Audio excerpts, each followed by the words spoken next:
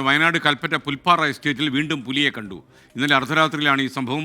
വനംവകുപ്പ് ഉദ്യോഗസ്ഥന്മാർ സ്ഥലത്തെത്തി പരിശോധന നടത്തി. സുർജിത്ത് അയ്യപ്പത്ത് വയനാട്ടിൽ നിന്നും ടെലിഫോണിൽ ചേരുകയാണ്. സുർജിത്ത്, യഥാർത്ഥത്തിൽ ഈ ജനങ്ങൾക്ക് ഭീതിയില്ലാതെ കഴിയാൻ പറ്റുന്ന ഒരു സാഹചര്യമേ ഇല്ല. ഇപ്പോൾ പുലിയുടെ ദൃശ്യം ഞാൻ കാണുന്നു. അവിടെ ഇപ്പോഴും വനപാലകർ ഉണ്ടോ? എന്താണ് വിവരം? എൽസൺ എസ്റ്റേറ്റിൽ നേരത്തെയും സമാനമായ രീതിയിൽ തന്നെ പുലി ഇറങ്ങിയ ഒരു പ്രദേശമാണ് എസ്കേൻ.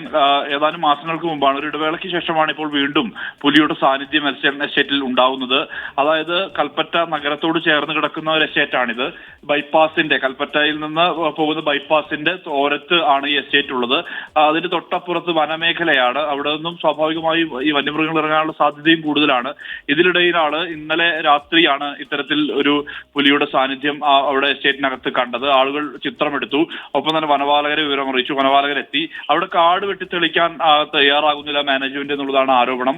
നിലവിൽ ഇപ്പോൾ ഈ എലക്ഷൻ എസ്റ്റേറ്റ് ആണ് ഈ ചൂരൽമല മുണ്ടക്കൈ പുനരധിവാസവുമായി ബന്ധപ്പെട്ട കാര്യങ്ങൾക്ക് ഏറ്റെടുക്കുന്നതിന് ആ ഭൂമിയാണ്, ആ ഭൂമിയുടെ ഒരു ഭാഗമാണ്.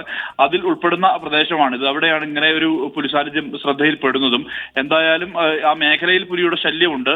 അതിന്റെ തുടർച്ചയായി തന്നെയാണ് ഇതിനെ വീണ്ടും ഇപ്പോൾ ഇന്നലെ രാത്രി കൂടി ഈ പുലിയുടെ സാന്നിധ്യം ഉണ്ടാകുന്നത്. കാട് വെട്ടിത്തെളിക്കാനുള്ള നടപടി ഉണ്ടാക്കണമെന്നുള്ളതാണ് ഈ പ്രദേശത്തുള്ള ജീവിക്കുന്ന ആളുകളെല്ലാം ആവശ്യപ്പെടുന്നത്. എസ് കെ സുർജിത്ത് അയ്യപ്പത്താണ് ടെലിഫോണിൽ വന്നത്.